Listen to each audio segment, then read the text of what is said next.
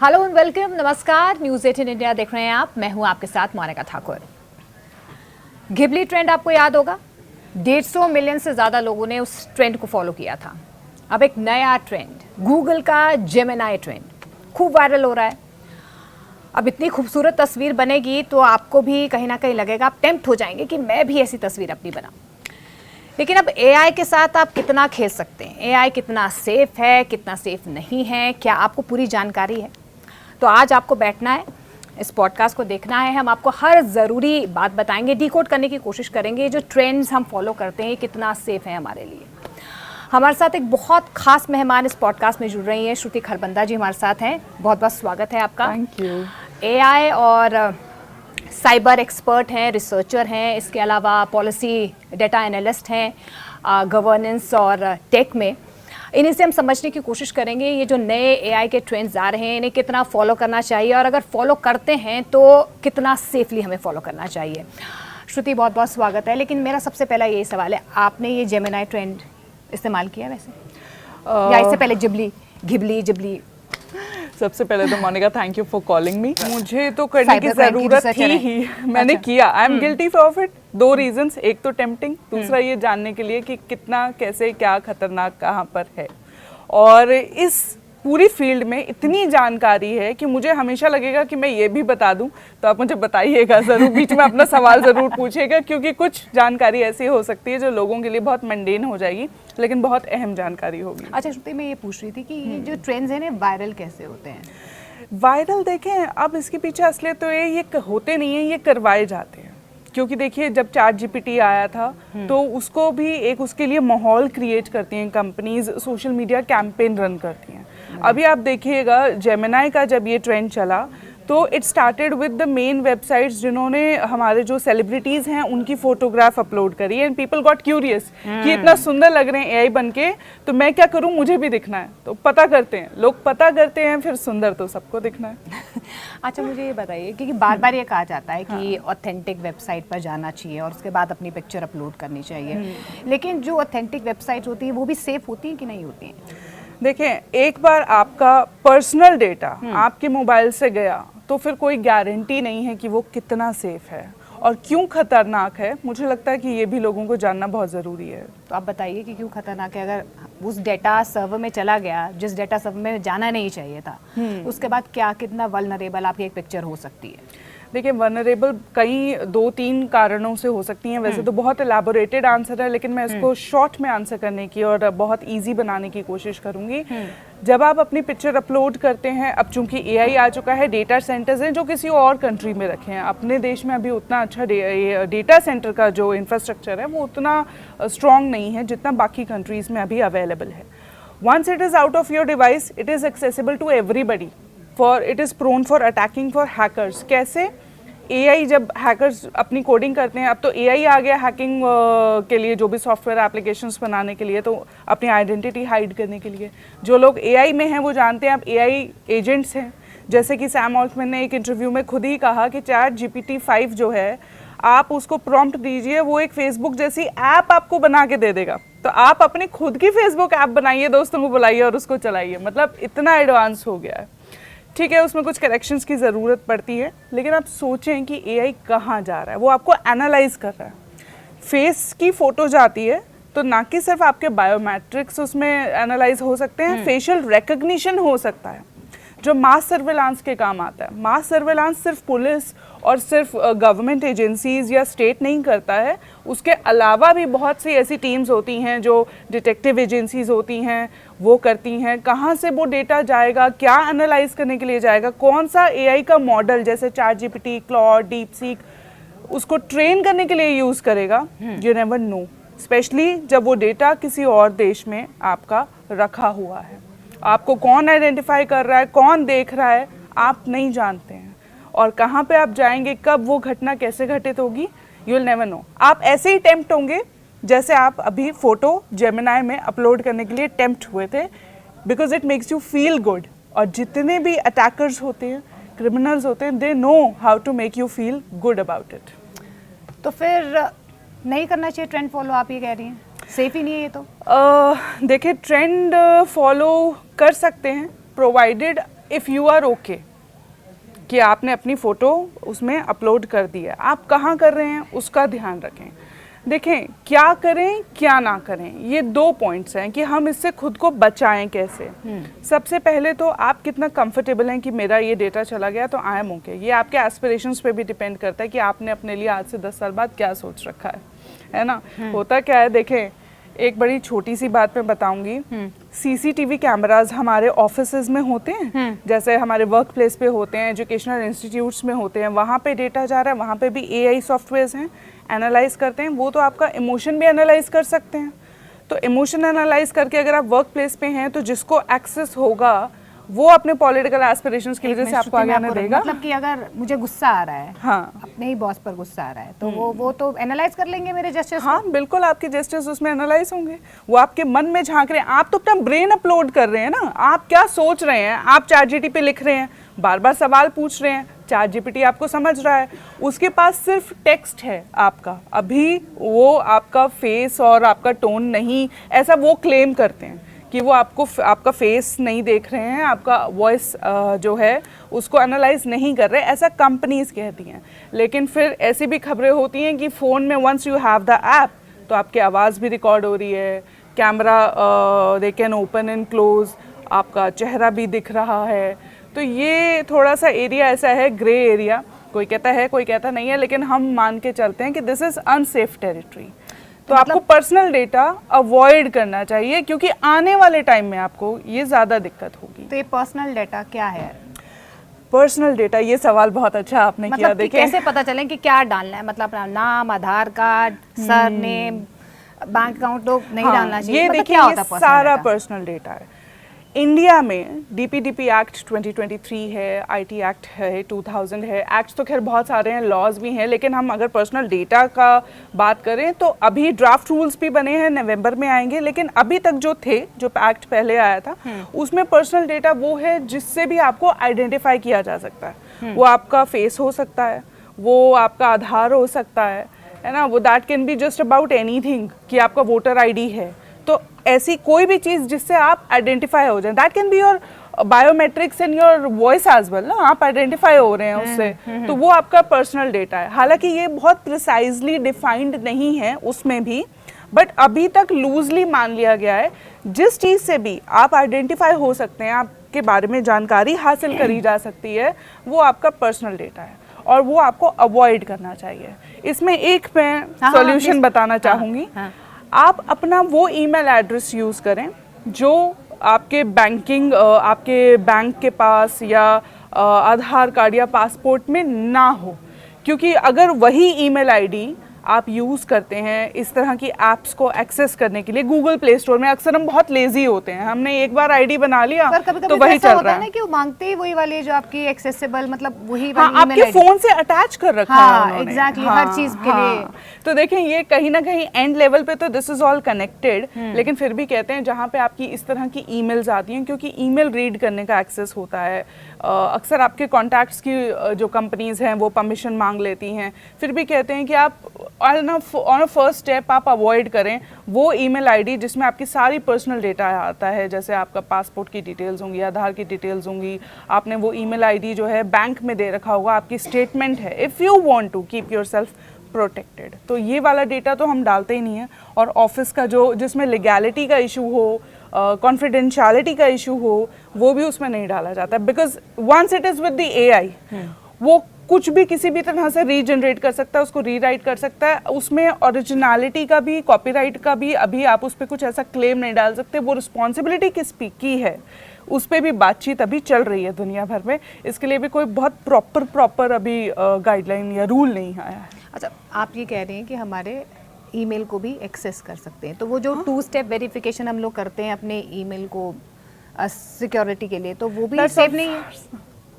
Reality तो yes, it is not safe now for now. देखें, तो मतलब हमारा फोन हैक्ड है, नॉर्मली इट इज़ सेफ, लेकिन अगर आपका डेटा लीक हो गया, हैकर्स के पास आ गया, तो वो समस्या क्रिएट कर सकता है। देखिए, हैकर्स हमेशा एक स्टेप आगे सोचते हैं, उनके लिए 2 स्टेप वेरिफिकेशन अगर कोई स्पाइंग सॉफ्टवेयर ऑलरेडी आपके फ़ोन में पड़ा हुआ है, उसको नहीं चाहिए ना आपका 2 स्टेप ऑथेंटिकेशन और anything, that is all useless. देखें एक उसको कुछ नहीं, क्योंकि वो तो आपके फ़ोन में बैठा है। वो जैसे देखें व्हाट्सएप ये क्लेम करता है कि आपका मैसेज जो है वो कोडेड रहता है, एन्क्रिप्टेड रहता है, एंड टू एंड। वो उसका मतलब होता है ट्रांजिट में, यानी कि मैंने मैसेज भेजा मोनिका को, तो जब तक वो मोनिका के पास जा रहा है उस बीच में वो वो प्रोटेक्टेड है, वहाँ प्रोटेक्टेड है।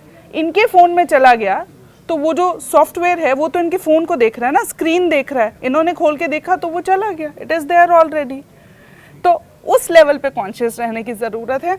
आम रोज़मर्रा की ज़िंदगी में तो हमने देखें वो भी लगा रखा है, पासवर्ड लगा रखा है, आम लोगों से हम शेयर नहीं करते। लेकिन यहाँ पे खतरा ये भी है क्योंकि एआई के एथिकल यूज़ पे भी कई जगह बात है, कई जगह रूल्स हैं, कहीं जगह किसी देश में गाइडलाइंस हैं। पहली बात तो हैकर्स को कोई रूल नहीं चाहिए होता है करने के लिए।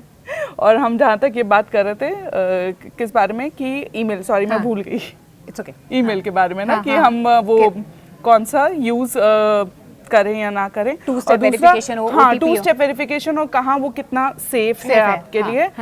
तो हाँ वो इवेंचुअली सेफ नहीं है। नॉर्मल लाइफ में आप लोग अपने डेटा को बचा के रख सकते हैं, लेकिन इस लेवल पे जहाँ पे कोई हैकर्स हो और जब इस तरह का एआई चैटबॉट कह दे, चैट जीपीटी 5 जैसे कि मैंने अभी कहा कि आप फेसबुक टाइप की ऐप बना सकते हैं, तो आप एआई एजेंट्स बना सकते हैं। जो लोग एआई यूज़ कर रहे हैं, they know how to create AI agent, वो सब निकाल लेगा। तो आप ऐसा भी तो बना सकते हैं ना, हैकिंग सॉफ्टवेयर जो आ जाए फ़ोन में और आप वो आपके फ़ोन से सारा डेटा ले लें। सॉफ्टवेयर्स हैं ही, बिल्कुल है, मार्केट में है, लीगल कुछ लीगल होंगे, उनकी लिमिटेशंस होंगी। जो इलीगल हैं they don't get caught but they are there. जैसे हम ये नहीं कह सकते ना आंख बंद करके कि क्राइम घटित ही नहीं होता है, क्राइम तो घटित हो रहा है। ये वो क्राइम होता है जो दिखाई नहीं देता है, आपका छोटे छोटे क्राइम। मैं अपना एक पर्सनल किस्सा बताती हूँ। मुझे उस दिन शौक लगा, अभी परसों जब मैं अमेज़ॉन री-लॉग इन कर रही थी अपने एप्पल के लैपटॉप से, उसने मुझे जैसे ही मैंने अपना पासवर्ड डाला, उसने कहा कि डेटा लीक में ये पासवर्ड पाया गया है, आप अपना पासवर्ड चेंज करें। I was shocked. As simple as my Amazon. हम तो कहते हैं कि एप्पल सबसे ज़्यादा सेफ है। हाँ, एप्पल भी सेफ नहीं है, सॉरी, अब कुछ भी सेफ नहीं है। अब एआई के टाइम पे डोंट थिंक कि आपके पास एप्पल है इसलिए सेफ है, व्हाट्सएप आप यूज़ कर रहे हैं इसलिए सेफ है। Nothing is safe, everything is open. आप फ़ोन पे वही इंफॉर्मेशन डालें, वही बात करें जिसके लीक होने से आपको कोई समस्या नहीं है। तो फिर आपने पासवर्ड चेंज किया? पासवर्ड चेंज, अब देखिए मैं कहाँ फंसी वहाँ पे। हुआ क्या कि जैसे अक्सर फैमिलीज में क्या होता है, हम एक ही प्राइम मेंबरशिप ले लेते हैं जब भी हम ऐसा अमेज़ॉन टाइप का वर्कआउट करते हैं, और घर के 2-4 लोग उसी को यूज कर रहे हैं। मैं चेंज करूंगी, वो लॉग आउट हो जाएंगे। तो now I am waiting, now waiting कि मेरे हस्बैंड आ जाएं तो उन्हीं के फोन से कर ले, वरना वो भी फंस जाएंगे, हम बूढ़े लोग वो भी फंस जाएंगे, हम भी फंस जाएंगे। चलो कोई बात नहीं, जाता तो जाए। अब देखिए, अगर मेरे जैसा इंसान इतना आलस में हो सकता है, तो आम इंसान तो कितना प्रोन है इस चीज़ को लेके कि उसका पासवर्ड जा रहा है, उसकी पूरी हिस्ट्री जा रही है, इमोशन आपका एनालाइज हो रहा है, आप कब क्या खरीद रहे हैं वो एनालाइज हो रहा है, तो आपको पता भी नहीं लगता। जब आपको ज़रूरत होती है तभी वो ऐड आपको दिखती है। सिर्फ इसलिए नहीं दिखती है कि आपने, जैसे मैं मोनिका से बात कर रही हूँ, मैंने नाम ले लिया किसी चीज़ का, तो वो मेरे फ़ोन पे ऐड आना शुरू हो जाए। आप अब वो पूरा एसेस हो चुका है, महीने में मेरा कब मूड क्या रहता है, मेरा बजट क्या रहता है, मेरी शॉपिंग हिस्ट्री क्या है, उसी हिसाब से सेल भी आपको आपके उस पर दिखती है। आज मैं अगर मिठाई की बात करती हूँ तो आपको मिठाई की फीड्स आने लग जाती है। सुन भी रहा है। दूसरा ये भी है कि आप शॉपिंग भी तो कर रहे हैं ना, तो वो तो उसके तो सामने है ना कि एंड में आपने डिसीजन क्या लिया, तो वो आपका डिसीजन भी तो एनालाइज कर रहा है। आपने 4 बार जोमेटो पे लॉगिन किया, सोचा कि नहीं लूंगा, नहीं लेना, 4 बार मन किया लेने का, फिर आपने छोड़ दिया, नहीं लिया, 5वीं बार ले लिया, ही लर्नड। हाँ, तभी तो वो आजकल हमने देखा है जोमेटो या स्विगी या कोई भी ऐसी ईटिंग साइट्स हैं, वो कहते हैं Monica you hungry today, I think you need a, हाँ, you have a happy birthday, और ले लो। And they know you so well, क्योंकि आप अपना मोबाइल ना सिर्फ इतना भी रखते हैं ना, तो ये जो कैमरा जैसे आगे फ्रंट का होता है, वो इतना आपकी आईज पड़ता है, उससे भी पता लगता है उसको। और आप कहीं ना कहीं वो इतना इंट्रूसिव हो चुका है, आपको पुश नोटिफिकेशन भी आएगा, आपको ईमेल भी आएगा, वो उसका पॉपअप आ जाएगा, आप ऐप खोलते ही आपको दिखना शुरू हो जाएगा। मतलब आप किसी वेबसाइट पे उस पर बच नहीं सकते, इतना इंट्रूसिव है। And then we get casual कि इट इज़ ओके। अगर आप एनालाइज करेंगे महीने के एंड में आपने क्या खर्चा किया, ग्रेजुअली यू विल नो कि भाई मैंने कहाँ पे जो है ऐसे कर दिया जहाँ ज़रूरत नहीं थी। नहीं, आपने कहा कि सीसीटीवी कैमरेज सेफ नहीं है, फ़ोन सेफ नहीं है, व्हाट्सएप सेफ नहीं है, ईमेल सेफ नहीं है। सेफ क्या है फिर?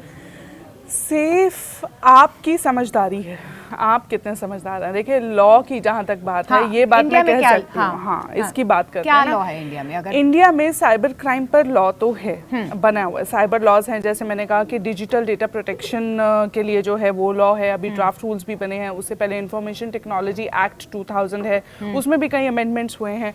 बेसिक लॉज हमारे पास हैं, भारतीय जो IPC जिसको हम कहते हैं ना, BNS अब जो नया हो गया है वो भी है हमारे पास। लेकिन AI पे लेके अभी तक भारत में कोई कॉम्प्रिहेंसिव लॉ नहीं है। तो ये जो गैप है अभी 2 साल का, जैसे जब तक हम डेवलप कर रहे हैं, इस गैप में कभी भी मंथन होता है ना, हम समुद्र मंथन के बारे में सुनते हैं, सबसे ज्यादा प्रोन वही पीरियड होता है जब सबसे ज्यादा गड़बड़ें जो होती हैं, खुराफात जो होती हैं वो होती हैं। इसलिए अगले आने वाले 2 साल मुझे लगता है सेफ रहने की जरूरत भारत में है। EU में अगर हम यूरोप की बात करें तो पिछले साल AI एक्ट पास हो चुका है। यहाँ तक कि अमेरिका की अगर हम बात करें तो उनके पास भी कुछ एग्जीक्यूटिव ऑर्डर्स हैं और कुछ स्टेट के लॉज हैं जिससे वो अपना काम चला रहे हैं। हम अभी रियल लाइफ में जो हो रहा है उस पर काम चला रहे हैं। हमने वो रूल नहीं बनाया कि क्या करें या क्या ना करें जिस पे हम ये कहें कि देखिए इस कंपनी ने ऐसा किया, इसको नहीं करना चाहिए था, या इस व्यक्ति विशेष ने ऐसा किया जो उसे नहीं करना चाहिए था। तो ये समस्या जो है वो खड़ी हो गई। और फिर वी नो कि जुडिशरी में कितना टाइम लगता है और हमारे केसेस कहाँ कहाँ कितने लंबे चलते हैं। अच्छा, अगर ये पास हो गया ये लॉ अभी जिस पे काम चल रहा है, हाँ, तो उसके बाद क्या बेहतर हो जाएगा? देखिए कुछ चीज़ें हम जो उम्मीद करते हैं, सबसे पहले तो पर्सनल डेटा डिफाइन करना बहुत ज़रूरी है कि आपको पता लगे, आप पता लगे कि कहाँ अपलोड करें, क्या ना करें। अभी क्या है ना, सब विभागों का अलग अलग है। वोटर ID में आपकी फ़ोटो होती है, उसमें आपकी एज लिखी होती है, आपका जेंडर लिखा होता है, which falls under the personal data thing also. लेकिन कुछ चीज़ें आपको सार्वजनिक देनी भी होती हैं, वो डेटा वेबसाइट पर भी अपलोड होता है। जैसा कि हमने देखा अभी इलेक्शंस में हुआ कि नहीं, आपको कुछ जानकारी तो देनी भी है ना, तो वो वेबसाइट्स अपना कैसे करेंगी, ये जो है पुख्ता करेंगी कि वो डेटा कहीं और जाके कोई पॉलिटिकल पार्टी या कोई हैकर या any third person with the malicious intent उसको यूज़ नहीं करेगा। तो वहाँ हम अभी प्रोन हैं, अभी कुछ हुआ नहीं है तो काम चल रहा है, टच वुड दैट वे, भगवान भरोसे। साफ नीयत आपको बचा सकती है और सजग रहना, अलर्ट रहना, सचेत रहना ही आपको जो है फिलहाल बचा सकता है। जैसे आधार कार्ड है, आपका वोटर ID है, पासपोर्ट है, ये सारी चीज़ें जो हैं आपको बहुत बचा के रखनी है। देखिए कि आप कहाँ डाल रहे हैं, कहाँ नहीं डाल रहे हैं। अक्सर आधार तो हर चीज़ के साथ लिंक्ड है। अच्छा, ये भी तो होता है कि हमारा कार्ड भी हर चीज़ से लिंक्ड है, वो ऑटो पे पर पहले ही आ जाता है, तो वो भी एवरीथिंग इज सो सीमलेस। ये कंपनीज देखें, ट्रांजैक्शनल जो कंपनीज हैं, ये तो काफ़ी हद तक एक जिसे कहते हैं ना सेट ऑफ रूल्स जो हैं, ये तो उसको यूज़ कर रही हैं। मतलब वो रूल्स इन्होंने अपनाए हुए हैं और I am not able to find the right word कि इन्होंने उस कानून को, एक सेट ऑफ लॉ को, गाइडलाइन को अपना रखा है कि ताकि लोगों को नुकसान ना हो। Banks are definitely trying to ensure कि उनके कस्टमर्स सेफ रहें, वरना तो लोग सारे पैसे ही निकाल लेंगे। क्योंकि हम तो सारे अब डिजिटल पेमेंट, तो कहीं ना कहीं आपको मिडिल पर्सन से वहाँ पे बचने की ज़रूरत होती है। आप कौन से प्लेटफॉर्म में दे रहे हैं। जैसे बहुत से रेस्टोरेंट्स आपका नंबर मांग लेते थे, phone number, as easy, which is a personal data now, क्योंकि उससे पता लग जाएगा आप ही हैं, तो वो आपको ऑफर सेंड कर सकें। लेकिन आजकल आप फ़ोन डालेंगे तो सारी जानकारी उसी से भी काफ़ी ज़्यादा बाहर आ जाती है। तो आप शॉपिंग करने जाएं तो अपना नंबर वहाँ शेयर ना करें, अपना ईमेल एड्रेस वो ना यूज़ करें। ये जो एहतियातिक जो स्टेप है, जो हम इस बीच में, जब तक हमारे पास लॉ नहीं आता है तब तक हम ये यूज़ कर सकते हैं कि हम कॉन्फिडेंशियल डेटा जिसका लीक होने का खतरा हो, लीगल डेटा ऑफिस का हो, आपका पर्सनल डेटा हो, आधार, पासपोर्ट, इस तरह की चीज़ें अपलोड करने से बचें। क्योंकि ये देखिए टेम्पटेशन से ही सब कुछ होता है। जैसे क्रिमिनल भी वही यूज़ करते हैं ना, कि कहते हैं कि आप इतने, आपकी लॉटरी लगी है, आप OTP दीजिए। इस तरीके से साइबर फ्रॉड हमारे जो हैं वो होते हैं, तो हम टेम्प्ट हो जाते हैं। सिमिलरली इस तरह के chatbot, they are so easy, और अब तो कंपटीशन भी है कि वो हमें बहुत हेल्प करते हैं। हमारे प्रोडक्टिविटी बढ़ गई है जिसको हम कह रहे हैं ना। आपका डेटा एनालाइज, आपने अपना डॉक्यूमेंट डाला, it made sense for you, उसकी पूरी वोकैबुलरी डेवलप्ड है। जो आपके चैटबॉट्स हैं जितने भी हैं, आपका ChatGPT हो गया, जेमिनी हो गया, क्लॉड हो गया, डीपसीक हो गया, सबकी पूरी फुल वोकैबुलरी है। आप कोई शब्द डालेंगे वो समझ जाएगा कि आप क्या कहना चाह रहे हैं। आप क्या जानना चाह रहे हैं, तो उस हिसाब से जो है वो एनालाइज करके दे देगा, तो it makes your life easy. लेकिन ईजी करने के चक्कर में आप कहीं नुकसान ना खा जाएं, वो ज़रूर देख लीजिएगा। तो ये साइबर फ्रॉड या साइबर क्राइम के लिए अभी क्योंकि वो घात लगाए बैठे हैं, वो घात लगाए बैठे हैं कि कुछ ऐसा हो और नुकसान हो जाए। अब जैसे मैं अभी बहुत जल्दी में हूँ कि अब मेरे को 2 दिन के अंदर चेंज करना है, क्योंकि वो अमेज़ॉन था इसलिए मुझे समस्या नहीं हुई कि it's just a password, no, कि अमेज़ॉन का पासवर्ड है, मेरी शॉपिंग हिस्ट्री देख लेगा, तो मैंने अभी सोचा नहीं कि क्या मेरा उसमें वो चला जाएगा। लेकिन मेरा बिहेवियरल माइंडसेट जा रहा है, इसमें बहुत निजता का हनन भी है। मैं क्या खरीद रही हूँ, क्या नहीं खरीद रही हूँ, मैं कितना पैसा उसमें डाल रही हूँ, वो मेरी अपनी पर्सनल चीज़ भी तो है ना। बहुत चीज़ें मैं नहीं बताना चाहती किसी को कि मैं क्या यूज़ करती हूँ। किसी के पास अगर वो डेटा जाता है, उसको पता है कि ये प्रोडक्ट का ये यूज़र है या ये पर्टिकुलर है, जो हम पब्लिक में नहीं बताते कि हम मान लीजिए लड़कियां अपना ब्यूटी रिजीम नहीं बताती हैं, वो नहीं बताती हैं कि वो कौन सा प्रोडक्ट यूज़ कर रही हैं। कोई पुरुष है तो वो भी अपनी कुछ चीज़ें नहीं बताना चाहेगा कि मैंने ये खरीदा, किसके लिए खरीदा, क्यों खरीदा।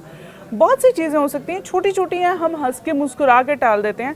लेकिन आप सोचें कि किसी के आत्मसम्मान को कितनी ठेस पहुंचती है जब हम उस बात को लेके उसको टीज़ करना शुरू कर देते हैं। वंस इट गोज़ पब्लिक किसी प्लेटफॉर्म पे, तो कितना ये किसी के लिए हरासिंग हो सकता है, कोई ऐसी सिचुएशन अगर हमारे सामने आती है तो।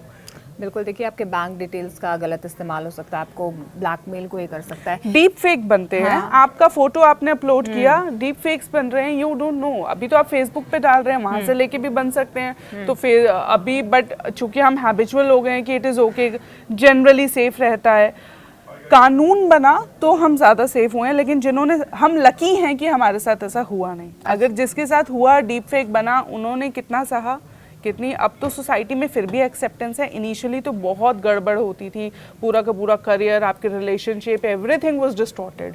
Once you are into the soup कि भाई इनका डीप फेक बन गया है या कुछ और हो गया है, लोगों को तो मौका चाहिए। वो ये थोड़ी देख रहे हैं कि डीप फेक बना है, उनको मज़ा आ रहा है, उन्होंने देख लिया, थोड़ा सा एंजॉय कर लिया, थोड़ा सा एंजॉय कर लिया। हमारे कोई एआई जनरेटेड कोई पिक्चर बनी है या हमारा फोन हैक्ड है, कुछ ऐसी एप्स हैं या कोई साइट्स हैं जहां पर हम चेक कर सकते हैं? ये इसकी जानकारी तो देखिए मैं बहुत ज़्यादा नहीं दे पाऊंगी। इतना मैं ज़रूर जानती हूँ कि बहुत बार ये चीज़ें आपसे छुप जाती हैं डार्क वेब पे। ज़्यादातर ये चीज़ें डार्क वेब पे यूज़ होती हैं, जो नॉर्मल लोगों के पास जिसका एक्सेस नहीं होता है। आप इस तरह की कुछ ऐप्स डेफिनेटली होंगी, लेकिन वो भी कितनी सेफ होंगी जो ये बताए कि इंटरनेट पे कहाँ है। हम तो नॉर्मली सर्च करते हैं, हम नॉर्मली अपनी फ़ोटो या अपनी नाम डाल के सर्च करते हैं तो पता लग जाता है। जैसे मुझे नहीं पता था कि फलाने व्यक्ति का नाम डाला तो 50 प्रोफाइल आ गए उसी व्यक्ति और उसी फोटो के साथ। तो इम्पर्सनेशन क्राइम ये भी है, लेकिन अभी तक इस पर किसी ने कंप्लेन नहीं करी। जिसके साथ होता है वो बहुत दुखी होता है इनिशियली, यू नो, कि उसके फेसबुक के अकाउंट से 10 लोगों के पास पैसे मांगने का कोई मैसेज चला गया या कोई सेक्सुअली एक्सप्लिसिट कंटेंट चला गया, बहुत एम्बैरेसिंग हो जाता है। लोग हंसते हैं कि अरे इसके अकाउंट से आया था, कुछ ऐसा तो हुआ ही होगा। तो how well you tolerate your emotional balance, आप उसको कैसे उस स्ट्रेस को टॉलरेट करते हैं, and how well you maintain your emotional balance during that situation is of utmost importance. Because family है, सपोर्टिव है, किसी की होती है, किसी की नहीं होती है, किसी का वर्क प्लेस बहुत डिफिकल्ट होता है। हम सब जो हैं वो बराबरी से शुरुआत नहीं करते। किसी की फैमिली सपोर्टिव है, किसी की नहीं है, किसी के पास रिसोर्सेज ज़्यादा हैं, किसी के पास फाइनेंसेस ज़्यादा हैं। कुछ चीज़ें कुछ लोगों के पास बेहतर होती हैं जहाँ से उनकी शुरुआत होती है, बेहतर एजुकेशन होती है। कुछ लोग बच जाते हैं, कुछ लोग नहीं बच पाते हैं। कौन कितना टॉलरेट करता है, इसलिए हमें, मुझे लगता है, संवेदनशील होना चाहिए दूसरों को लेकर। जब किसी के साथ इस तरह की घटना घटित होती है, आपके साथ भी हो सकती है। अच्छा, तो अभी जो भारत में साइबर क्राइम या साइबर फ्रॉड के लिए जो लॉज बने हैं वो कितने इंटैक्ट हैं, कितना इस्तेमाल लोग उसे कर सकते हैं, या कस्टमर्स इतने जागरूक हैं भी? देखिए, काफ़ी सारे जो प्रावधान हमारे पास ऑलरेडी मौजूद हैं। इंडिया जो है अभी चल रहा है कि जो हमारे ऑलरेडी जो आईपीसी की, बीएनएस की धाराएं हैं, उसके तहत भी हम जो है कई धाराओं में सामने वाले की कंप्लेन कर सकते हैं, केस फाइल कर सकते हैं। लेकिन हम चूंकि बात कर रहे हैं जनसाधारण की, कि अगर आपको ऐसा लगता है आपके साथ कुछ गलत हुआ, तो आप साइबर क्राइम हुआ है या एआई से रिलेटेड आपको कुछ लगता है, तो आप नेशनल साइबर क्राइम पोर्टल है, वहाँ जा सकते हैं, वहाँ पर अपनी कंप्लेन दे सकते हैं। हेल्पलाइन नंबर्स है नेशनल साइबर क्राइम की, वहाँ पे आप डायल करके बोल सकते हैं। अपने लोकल पुलिस स्टेशन में भी जाके बताएंगे, that's their duty to guide you कि आप कैसे इसको जो है कहाँ राइट कंप्लेंट करें, क्योंकि सही जगह कंप्लेंट करना भी बहुत ज़रूरी हो जाता है। उसकी जानकारी आजकल गूगल पे बहुत इजीली अवेलेबल है, किसी भी सर्च इंजन पे आप जाएंगे आपको अक्सर मिल जाएगी। लोकल आपका पुलिस थाना है, नेशनल साइबर क्राइम का पोर्टल है, वहाँ कंप्लेन कर सकते हैं। अब बात आती है कि क्या क्या प्रावधान है। देखिए अभी चूंकि कानून जो है वो पूरी तरह अप्लाई भी नहीं हुआ है हालांकि, और ड्राफ्ट रूल्स भी अभी जो हैं वो बने हैं। और हाँ, एआई के लिए हमने नहीं बनाया, अभी हम सिर्फ डिजिटल डेटा प्रोटेक्शन की बात कर रहे हैं। अच्छा, अभी हम सिर्फ वहीं पर हैं, तो अच्छा, वो रूल्स भी हैं। हाँ, अभी अच्छा, हम वहाँ पहुंचे हैं। हाँ, क्योंकि अब ये बढ़ती टेक्नोलॉजी है तो कुछ उसके लिए भी कानून लाने जरूरी थे, जिसके लिए आईटी एक्ट पूरा नहीं पड़ रहा था। तो वो ड्राफ्ट रूल्स भी शायद नवंबर दिसंबर में हमें पता लग जाएंगे। लेकिन मोटे तौर पे अभी भी आप जैसे डेटा फिड्यूशरी है, वो कंपनीज जो आपका डेटा रखती हैं अपने पास, जो आपको सर्विस दे रही हैं, जैसे आपकी अमेजोन हो गई या फेसबुक हो गई, इस तरह की कंपनीज जो बड़ी कंपनीज है, ऐप की कंपनीज है जो मास सर्वर पे मतलब मास डेटा रखती हैं बड़े बड़े सर्वर्स पे, अगर वो सिक्योरिटी के प्रोटोकॉल जो गाइडलाइंस है वो नहीं फॉलो करती तो उन पे पेनल्टी लगाने का प्रावधान उस कानून में है। कि उनको अगर वो कुछ ऐसा रूल वायलेट करेंगी उन पे पेनल्टी लग सकती है। पहले इस तरह का मुखर होके साफ मतलब एकदम कहते हैं ना ब्लंट लॉ नहीं था। अच्छा, डेटा प्रिंसिपल का डेटा ब्रीच हुआ है। प्रिंसिपल कहने का मतलब ये है कि आप जो मैं यूज कर रही हूँ, मेरा अगर कोई डेटा गया है तो कंपनी को मुझे बताना जरूरी है कि वो लीक हुआ है। जैसे कि अमेजोन से मेरे पास ये इन्फॉर्मेशन, मैंने पासवर्ड डाला तो आई कि आपका ये पासवर्ड कहीं किसी डेटा में पाया गया है, आप इसे तुरंत बदल लीजिए, तो कंपनी ने आपको बता दी। हाँ, लेकिन और ये नोटिफाई करना कंपनी के लिए मैंडेटरी है कि अगर डेटा ब्रीच हुआ है तो वो बताए, वरना उसके लिए भी सजा और पेनल्टी के जो प्रावधान हमारे कानून में फिलहाल हैं। उसके बाद भी बहुत लंबा कानून है, बहुत लंबी फेरिस्त है। किसी भी बच्चे का डेटा, मोटे तौर पे हम बात करें, किसी के बच्चे का डेटा आप ऐसे एनालाइज नहीं कर सकते विदाउट पेरेंटल कंसेंट। लेकिन बात ये है कि कानून बहुत सारे हैं लेकिन चलता एक कॉमन अंडरस्टैंडिंग में बहुत कुछ है, क्योंकि वही कानून हमें सोसाइटी को कंस्ट्रक्ट करने के लिए भी यूज़ करने हैं। और तो कहीं ना कहीं हमें वो ढील देनी पड़ती है कि अभी ये चीज़ें हो रही हैं, लेकिन कहीं ना कहीं वो आपको लाइन भी ड्रॉ करनी पड़ती है। इसलिए बड़े केसेस में अक्सर जो हमने देखा है उसमें जो लॉ निकल कर आते हैं या कोई बड़े लेवल पे लोगों को जो अफेक्ट कर रही हैं वो चीज़ें जो हैं ज़्यादा ली जाती हैं, अपने संज्ञान में ली जाती है, सरकार उसको लेती है।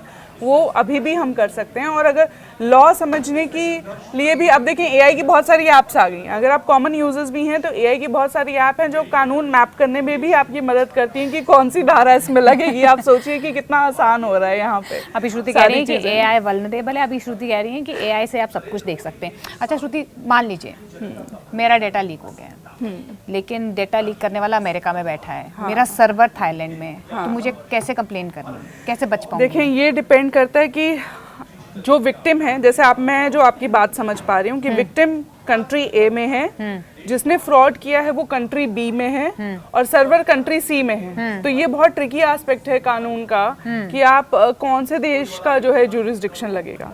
तो अमूमन जो विक्टिम है जहाँ पे वो है उसी के देश का लगता है, लेकिन हाँ भारत का, अगर आप भारत में हैं तो आपके लिए भारत का लगेगा। आप इंडियन कोर्ट में जाएंगे कि एक एजेंसी ने ऐसा किया भी है, एक चैटबॉट को सू किया है कि उन्होंने उनका इंटेलेक्चुअल डेटा जो है यूज़ करके कुछ रिक्रिएट करके दिया जो उनको नहीं करना चाहिए। तो नाम मैं फ़िलहाल यहाँ नहीं लेना चाहती। तो इस तरह की चीज़ें भी होती हैं और ये इस पे भी डिपेंड करता है कि जो आपकी जो विक्टिम है और जो फ्रॉड करने वाला है उसकी कंट्री में, दोनों कंट्रीज में बीच में क्या ट्रीटी साइंड है, उस पे भी डिपेंड करता है, क्योंकि इसमें कुछ ना कुछ अमेंडमेंट्स होती रहती हैं। तो अक्सर पता चला कि वो कंट्री हमारे डेटा को ब्रीच कर रही है, इसलिए इन मामलातों में देर हो जाती है। लेकिन ये हमें एनालाइज करना पड़ता है किसी वकील की गाइडेंस के द्वारा या किसी तरीके से किसी कंसल्टेंट के थ्रू कि कैसे कौन सी कंट्री का लॉ लग रहा है और किस केस में आप जो है इस पे क्लेम कर सकते हैं या केस डाल सकते हैं, कौन सी धाराएं लगेंगी। ये दो कंट्रीज की ट्रीटीज पे डिपेंड करता है, दूसरा वो नेचर ऑफ क्राइम पे डिपेंड करता है। और जनरली एक होता है कि जहाँ विक्टिम है जिसके साथ ये हुआ है वो अपनी कंट्री में जहाँ कर रहा है कोर्ट भी मना नहीं करते हैं, अक्सर उसी प्लेस का जो है वो जुरिस्डिक्शन उठा लिया जाता है। तो मतलब कि जैसे अभी बहुत सारे कंपनीज हमें कॉल करती हैं, जैसे LIC कंपनी है या HDFC से फ़ोन है, किसी भी बैंक से आ रहा है, मैम ये पॉलिसी ले लीजिए, तो वो जो हमारा डाटा जो भी टेलीफोनिक कंपनीज देती हैं तो वो भी इन रूल्स को फॉलो कर रही होंगी ना फिर? अब ये तो आप देखें, उनके लिए उनसे जाके पूछें कि वो कितना फॉलो कर रही हैं। ये तो मैं और आप दोनों ही मुखातिब हैं इस बात से कि हमारे फ़ोन में किस तरह से मैसेज आते हैं, और आई एम श्योर कि हमारे जो व्यूअर्स हैं वो भी जानते हैं कि कितनी इसमें जो है प्राइवेसी ब्रीच होती है, कि आपके फ़ोन का सारा डेटा जाता है। They know your date of birth, they know your anniversary dates, वहीं पे वो आपको मैसेज करेंगे, फिर आपको बताएंगे अच्छा आपको ये ज़रूरत है, हॉस्पिटल से डेटा उठा लेते हैं। अगर आप बहुत ज़्यादा पेन मतलब पीड़ित हो जाते हैं, आप बहुत पेन में आ जाते हैं कि you are irritated with all of these, you can definitely go, वरना गो एंड कंप्लेन। अदरवाइज लोगों ने अपने अपने जो हैं वो नुस्खे निकाल लिए हैं कि अपना नंबर लीक ही नहीं करना, अपना नंबर कहीं देना नहीं। Nobody can force you to ask for your number. Nobody can forcefully ask for your number. So that is also a thing. ये जो डेटा है इतना ज़्यादा कहाँ जा रहा है? ये डेटा देखें सर्वर्स में स्टोर होता है। हाँ, इंडिया में है ऐसा कोई प्रावधान कि कहीं स्टोर हो रहा है ये डाटा? इंडिया में देखें, ये तो डेटा सेंटर इंफ्रास्ट्रक्चर जो है, हमारा एआई गवर्नेंस का फ्रेमवर्क है मोदी जी की सरकार में, एक पूरा ब्लूप्रिंट इसका ऑलमोस्ट है। जैसे हमने कहा कि बड़ी बड़ी कंपनीज़ हैं, अंबानीज़ हैं, अदानीज़ हैं, और भी जो बड़े प्लेयर्स हैं मार्केट में, वो इस तरह की सर्विसेज लेके आ रहे हैं। उनके डेटा स्ट्रक्चर अभी बिल्ड हो रहे हैं, अभी वो बन रहे हैं। जैसे हमने कहा एनवीडिया से हमने सिम मंगवा रहे हैं, हमने सबसे लेटेस्ट सिम खरीदी है। बहुत सी चीज़ें पब्लिक डोमेन में हैं, बहुत सी चीज़ें पब्लिक डोमेन में नहीं हैं, लेकिन मेजरली डेटा सेंटर्स जो हैं अब वो बनना शुरू हो रहे हैं, पहले नहीं थे, इंडिया में नहीं। अच्छा, कितनी ज़रूरत है ऐसे डेटा सेंटर्स की? बहुत ज़रूरत है। देखें, क्योंकि एआई आ चुका है, एआई सब कुछ एनालाइज कर रहा है, अब तो इंसान को कुछ चाहिए नहीं ना, ह्यूमन इंटरवेंशन बहुत जगह पे नहीं चाहिए। तो जो लोग डिप्लॉय कर रहे हैं, इसी बात का विवाद है पूरी दुनिया में, वहाँ पे कंसेंसस बनानी है कि एआई एथिकली यूज़ हो, एआई के लिए रूल्स बनाए जाएं, लोगों के बीच में एआई की ट्रीटीज़, लोग एज एन कंट्री के बीच में एआई की ट्रीटीज़ साइन हो। जैसे हमने न्यूक्लियर ट्रीटीज़ साइन करी थी, अब वो समय आ रहा है कि हमें एआई की ट्रीटीज़ साइन करनी होंगी कि हम ये चीज़ करेंगे और ये चीज़ इसको अनएथिकली यूज़ नहीं करेंगे। लास्ट में दर्शकों को हम फटाफट से बता देते हैं, जो ऐसे एआई ट्रेंड्स आते हैं, जैसे जिबली आया था पहले, जेमिनी अभी आया है, इन ट्रेंड्स को हमें फॉलो करना चाहिए या नहीं करना चाहिए, और किस हद तक करना चाहिए? देखें, इनकी कोई बहुत पुख्ता गाइडलाइन तो या मैं अभी ऐसा कुछ देना नहीं चाहूँगी, कहूँगी भी नहीं, आपकी अपनी मर्ज़ी है, लेकिन अवॉइड करें, ये पहली बात है। क्यों? क्योंकि एआई डेवलप हो रहा है और बहुत तेज़ी से डेवलप हो रहा है, आपको नहीं पता कि ये कहाँ जाके रुकेगा। इसको ऐसे मान लीजिए जैसे समुद्र मंथन का समय है, अभी मंथन हो रहा है, तो आपकी फ़ोटो कहाँ जाके किस जगह आपका फेशियल रिकॉग्निशन में यूज़ हो रही है कि मास सर्विलांस में यूज़ हो रही है, आपकी फ़ोटो कहाँ जा रही है, कैसे एआई डेटा से जो है वो एआई मॉडल्स जो हैं वो ट्रेन हो रहे हैं, यू डोंट नो। स्पेशली जब एआई एजेंट तक के कॉन्सेप्ट आ गए हैं कि एक एआई आपके लिए सॉफ्टवेयर बना दे रहा है, एक एजेंट बना दे रहा है जो आपके बाकी सारे काम कर दे रहा है। ठीक है। तो ऐसे माहौल में मुझे लगता है कि ऐसे टेम्पटेशन से थोड़ा सतर्क रहें और बच के। अच्छा, किन 3 बातों का ख्याल रखना चाहिए अगर आप ऐसे एआई ट्रेंड को फॉलो करते हैं? एआई ट्रेंड को फॉलो करते हैं तो देखिए, सबसे पहले तो हम यही कहते हैं कि अपनी फ़ोटो वो मत डालिए जो आपको कल को लीक हो जाए तो उससे समस्या हो, वो आप देख लीजिए। आप टेढ़ी मेढ़ी फ़ोटो डाल लीजिए कि फ़ोटो आपकी रिकॉग्नाइज प्रॉपरली ना हो, आपके बायोमेट्रिक्स उसमें ना जाएं, उससे पहला तो बचें ऐसे ट्रेंड से। दूसरा, आप कोई भी ईमेल एड्रेस यूज़ करते हैं वो ना हो जिसमें आपका सारा पासवर्ड बैंकिंग का या आपका जो पासपोर्ट है या आधार है, जिससे वो सब लिंक्ड हो, जिससे हाँ पर्सनल डेटा, पर्सनल ईमेल्स आती हों कि आपकी फाइनेंस की डिटेल्स हैं या लीगल डिटेल्स हैं, इस तरह के जो सेंसिटिव आपके ईमेल एड्रेसेस हैं उसको आप जो है यूज़ करने से बचें। तीसरा ये है कि आप एनालाइज करना, चूँकि दिस इज़ वेरी टेम्पटिंग, आसान हो जाता है। कोई भी ऐसा डेटा जिसके लीक होने से आपको समस्या आ जाए आपके कार्यस्थल पे, मान लीजिए आपके वर्क प्लेस पे इशू आ रहा है, इस तरह का डेटा जो है, personal data, confidential data, child data, children का, बच्चों का डेटा, इस तरह का डेटा आप अपलोड करने से टेम्पटेशन में बचें। फिर भी अगर मन है तो कुछ बड़ी कंपनीज़ हैं जिसको हम at the end of the day we can hold them responsible, लेकिन देखें सर्वर कहाँ है और वो डेटा कहाँ निकाल के कोई कैसे फ़ोन आपकी फ़ोटोग्राफ यूज़ कर रहा है, यू डोंट नो। और जब तक वो सामने नहीं आता, समस्या नहीं है, तो हम सब ओके हैं। अच्छा, ये कहते हैं कि ऑथेंटिक वेबसाइट्स से ही ऐसे ट्रेंड्स को आपको फॉलो करना चाहिए। क्या वाकई में अगर हम ऑथेंटिक का साइट से इन ट्रेंड्स को फॉलो करते हैं तो उसमें हम सेफ हैं? कहीं ना कहीं मैं कहूँगी हाँ, because when you are too big you can be held accountable, anybody can hold you accountable for that. जैसे पीछे मेटा का हमने देखा, दे हैव अ रिस्पॉन्सिबिलिटी, क्योंकि उन्होंने पूरा कंट्रीज़ में अपना जो है वो कई देशों के रूल उनको फॉलो करने पड़ते हैं, इसलिए उनको आप अकाउंटेबिलिटी उनकी होल्ड कर सकते हैं। जितनी बड़ी कंपनीज़ हैं, छोटी छोटी जो कंपनीज़ हैं, छोटे ऐप्स हैं जिनके बारे में आप जानते नहीं, पीछे पता नहीं आपने वो डाउनलोड करी, क्योंकि AI है, बहुत टेम्पटिंग ऐप्स हैं। यहाँ तक कि मैं एक छोटा सा किस्सा बताऊँ, एक ड्राइवर के साथ मैं कार में जा रही थी तो उसने मुझे 4 तरह की AI नई ऐप्स बता दी कि मैम देखिए ये नेविगेशन है। जब मैंने देखा उसके बहुत ज़्यादा डाउनलोड्स नहीं थे, उसकी पेरेंट कंपनी के बारे में नहीं जानती थी। मैं ऐसी कोई ऐप डाउनलोड कर लूँ जो मेरे फ़ोन से सेंसिटिव डेटा सारा निकाल ले, तो वो भी सेफ नहीं है, तो वो आप हमेशा देखिए। अच्छा, जेमिनी जो ऐप है ये अभी अगर मैं आईफोन ऐप स्टोर में बात करूं तो नंबर 1 ट्रेंडिंग है, और जब जिबली आई थी तो वो भी नंबर 1 ट्रेंडिंग थी, और कनाडा और बाहर की जो यूरोप की कंट्रीज है उसमें 4th नंबर पर है ये। तो आप ये समझ सकते हैं कि लोग कितना इस ट्रेंड को फॉलो कर रहे हैं। बिल्कुल लोग ट्रेंड को फॉलो कर रहे हैं, लेकिन आप ये देखें ना कि उन कंट्रीज़ में वो प्रावधान अभी बन भी चुके हैं काफ़ी हद तक। जैसे मैंने कहा था अभी पॉडकास्ट में पहले भी कि यूरोप में तो AI एक्ट पिछले साल ही आ गया था। वहाँ पे आप इमोशनली असेस एनालाइज नहीं कर सकते, यानी कि कार्यस्थल पे जो आपके CCTVs लगे हैं या वो एजुकेशनल इंस्टीट्यूट्स में CCTV लगे हैं, वो आपका फेस देख रहे हैं, आपका रिएक्शन उसमें पढ़ा जा रहा है, दैट इज़ बैंड। वो न्यूआंस्ड है, लेकिन आप नहीं वो रिकॉर्ड कर सकते, एनालाइज नहीं कर सकते पर्टिकुलरली। तो जहाँ ये रूल्स हैं वहाँ सब उसको फॉलो भी कर रहे हैं, लोग अपनी तरफ से भी सतर्क हैं, and they are sincere, honest कि हाँ हम नहीं कर रहे हैं। वो सेफ है, वरना आप अवॉइड करें। अच्छा, अगर ऐसे ट्रेंड्स हैं, जैसे क्या सिस्टम से ऐसे ऑथेंटिक साइट्स पर आपको लॉगिन करना चाहिए या फ़ोन से करना चाहिए, और क्या फ़ोन या सिस्टम हमारे लैपटॉप्स को खतरा हो जाता है अगर हम ऐसे ट्रेंड्स को फॉलो करते हैं? They can be prone, they can definitely भी प्रोन, लेकिन चूंकि ऐसी कंपनीज जो होती हैं वो सारे सिक्योरिटी प्रोटोकॉल्स जो हैं, जो बड़ी कंपनीज की मैं बात कर रही हूँ, अक्सर फॉलो करती हैं पब्लिक डोमेन में, उन्हें फॉलो करना, कंप्लाई करना रूल है, तो कंपैरेटिवली सेफ है। लेकिन जैसा कि मैं अभी कह चुकी हूँ कि 2 साल का मंथन आप मान लीजिए कि AI कितना डेवलप होगा, कहाँ इसको फुल स्टॉप लगेगा, कहाँ उसके रूल्स कैसे कंट्रीज आपस में डिसाइड करेंगी एथिकली यूज़ करें ना करें। अभी तो सिम पे भी विवाद चल रहा है ना कि सिम कार्ड हम एक कंट्री को देंगे कि नहीं देंगे, दूसरी कंट्री को देंगे कि नहीं देंगे, क्योंकि AI तो न्यूक्लियर में भी जा रहा है, डिफेंस में भी यूज़ हो रहा है, तो कहीं ना कहीं ये चीज़ें अभी बहुत वनरेबल हैं। तो इस तरह के टेम्प्ट कंपनीज देखें निकालती हैं अपने प्रमोशन के लिए।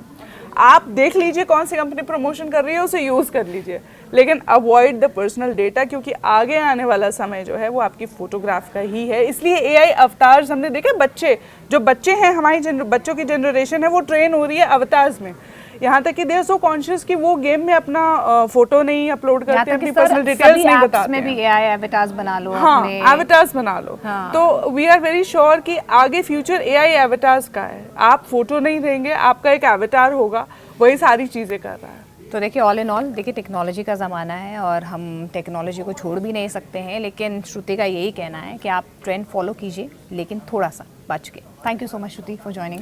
Thank you so much Monica. नमस्कार।